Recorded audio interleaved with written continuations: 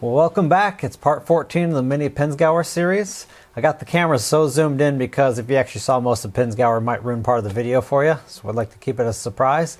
Stick around to the very end because I have a question for all my subscribers. I want to get your input on what to do next on the Pinzgauer. So leave a comment at the end after you hear what I have to say. Enjoy the video.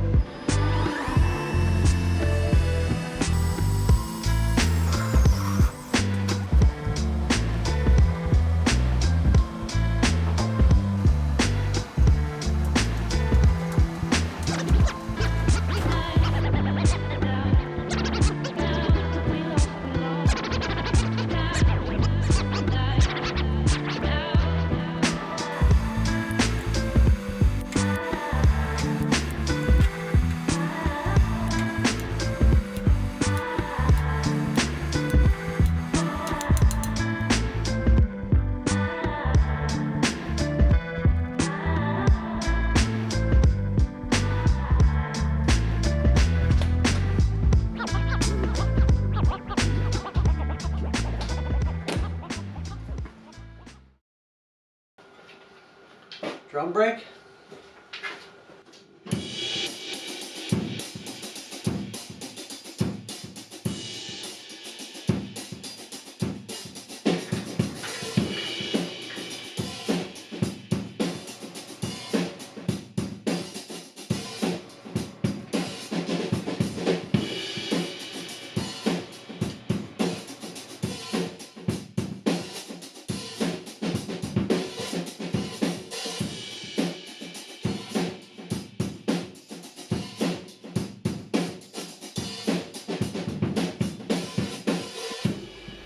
All right, I want to thank the guys at Rogue Fab for sending out this sweatshirt to me. So it's getting a little colder out. Get rid of those strings. As you guys know, I don't like keeping those around on my hoodies, just in case you catch on an angle grinder or a power tool. I know some guys say you can tuck it in. Rather not get my face ground off by angle grinder. All right, so what we're gonna tackle next is, we got the doors finished a long time ago. I jumped onto a lot of other things, but as you see, there's no latches here. The doors just can swing open and close. We can't be having that. So I ordered some little latches here. I'll show you what I found on Amazon. There'll be links below to that as well. A little bit different than the tailgate latches.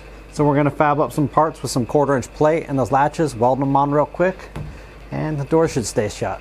Let's get to that next.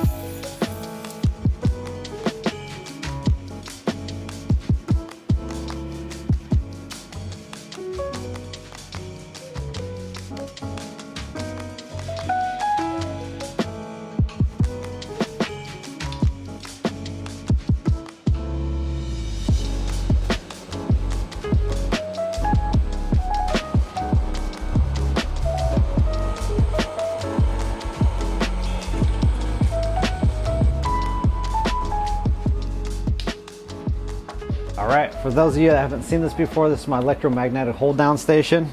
Built it for about 50 bucks. And, if you haven't seen that video, it'll be a link below in the description. I'll put one up here as well.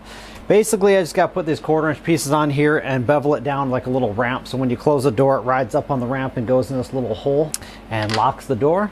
But got to change on my angle grinder flap disc, and I've been running these for quite a few years now. I'm not associated with the company by any means. They're not sponsored me or anything like that. They're Neoco, and they're about $21 for a 10-pack.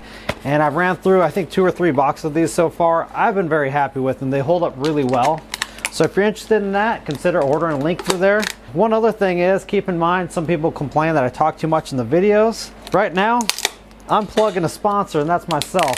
Nobody seems to complain about a lot of videos on YouTube that go out and they have like a 1 to 2 minute talk about something, about some sponsorship for some skill thing or some website thing. All these videos are self-sponsored, and the way you guys can help them is ordering a sweatshirt, which I've sold about 8 of them. T-shirts and sweatshirts, I think, in the last year and a half. Whatever. But if you order little things like this, I might get 50 cents on a package of this. It all helps make this project more possible. So keep in mind, I'm paying out of pocket for everything on this video.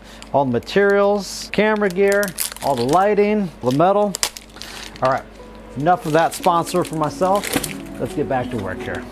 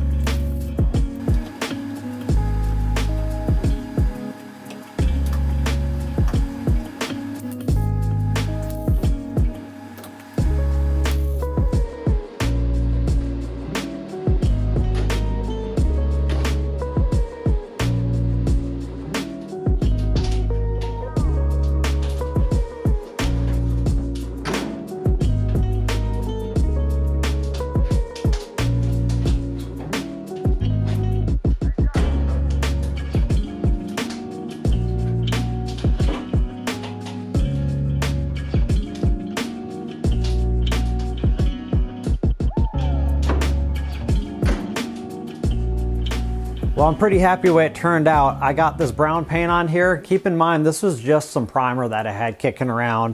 It's a flat brown, and I wasn't expecting to paint it this color, but I actually like it. I think it just looks good with paint on it in general. You really get to see the bead rolling and the lines of the body more. But like I said in the very beginning, I had a question for everybody, and I'd like to hear everybody's vote on this. You guys have been following along the whole project on this whole build. So the question is 3 colors to pick from, and whoever, like, you leave a comment down below, I'll read the comments, and whatever color gets the most comments for, I will paint it that color. Originally I was going to paint it a tan, like the interior, a flat tan. So we got brown, stick with just the typical boring but alright looking primer brown, or a flat tan, or olive green. My articulated dump truck's olive green as well, but you know, you see a lot of Pinzgauers that way. So voting colors again: flat brown, flat tan, flat green. Leave a comment down below, guys and gals. I appreciate it. Well, got a lot done here. It's been really cold in the shop this last month and a half. We had up to about 18 to 20 inches on the ground of snow, and even though I have a wood stove down here, it's really hard to get this shop heated. It's uninsulated, and so there's more to life than trying to freeze your butt off in a cold shop trying to work on a project like this. So just to kind of embrace the snow. We don't get that much on the ground around here, so me and my son were sledding and snowboarding.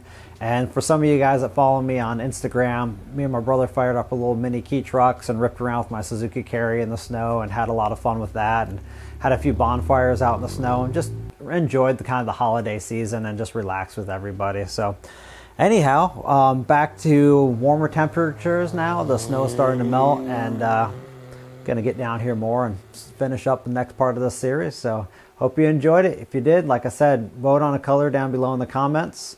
Give it a thumbs up, and of course most of you are subscribed, but if you're not subscribed, consider subscribing. Till next time, take care. Bye.